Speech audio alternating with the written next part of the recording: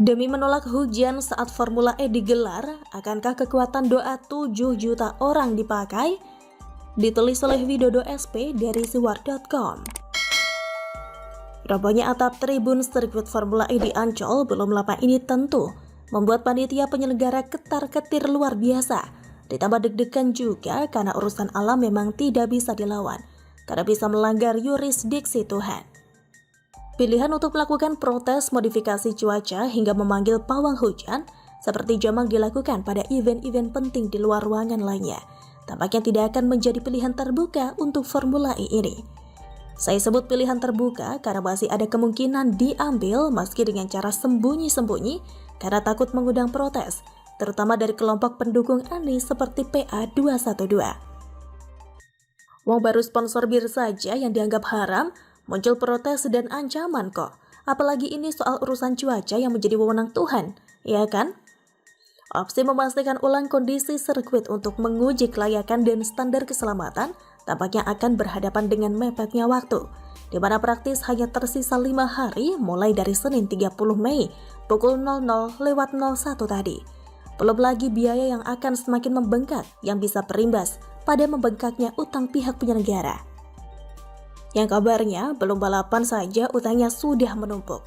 Opsi terakhir tampaknya akan diambil adalah lewat jalur doa, dengan asumsi jumlah pendukung setia di barisan Anies, Riza, dan Sahroni yang diperkirakan masih cukup banyak, sekitar 7 juta orang alumnus aksi demo Ahok pada beberapa tahun silam.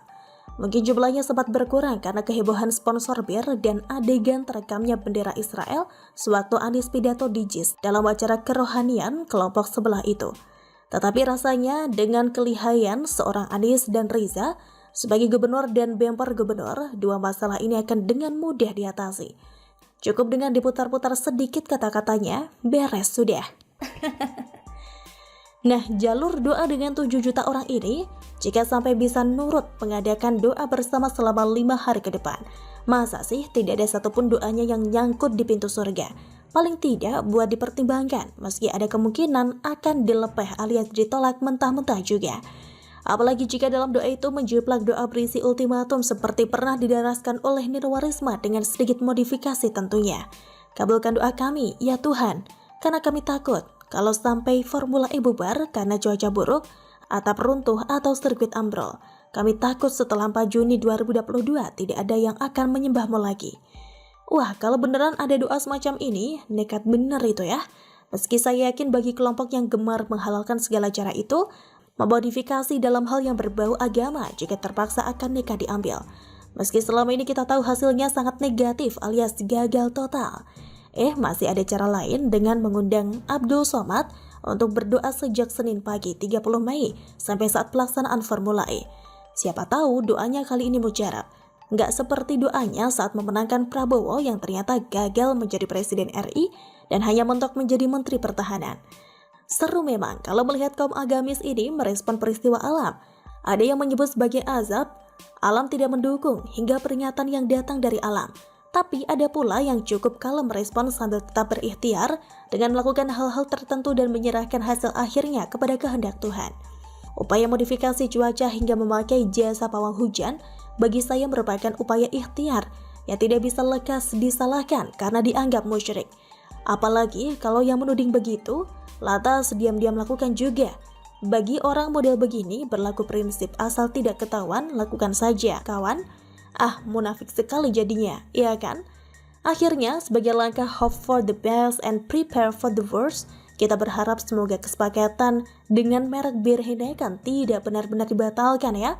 Lumayan, apalagi setidaknya di ruang khusus penyelenggara setidaknya ada satu kulkas penuh berisi bir Heineken.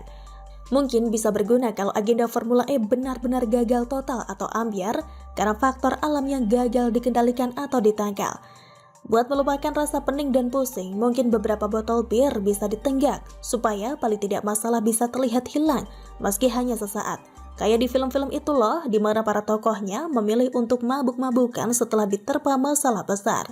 Cuma, saran ini hanyalah opsi loh, gak harus dilakukan secara terbuka juga. Kalau diam-diam, ya itu urusan kalian, asal jangan sampai ketahuan ya. Begitulah kura-kura.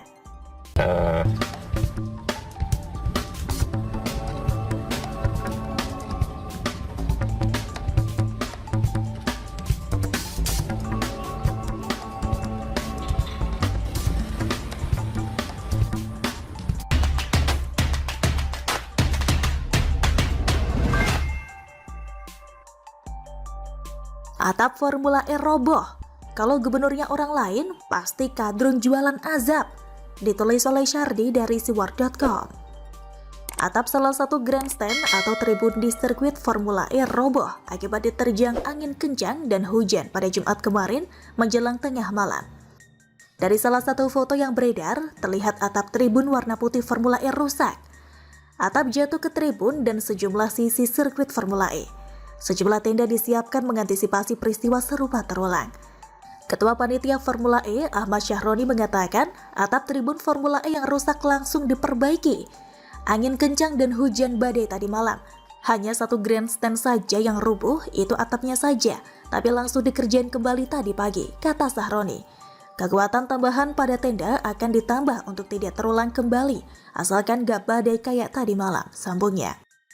Sebenarnya ini bukan masalah besar, ini hal yang biasa terjadi terutama saat hujan deras atau badai atau angin puting beliung. Pohon gede saja bisa tumbang, pondasi baliho raksasa pun bisa roboh, orang pun bisa terseret angin kencang. Bencana alam adalah salah satu kekuatan alam terbesar yang tidak bisa dikendalikan sepenuhnya oleh manusia. Intinya ini lumrah. Lebih aneh kalau misalnya ada angin tornado tapi atap tidak roboh. Insiden ini bukan berita besar kecuali terjadi saat balapan. Tapi ini pun terjadi karena di era Anies, makanya tidak akan dipermasalahkan.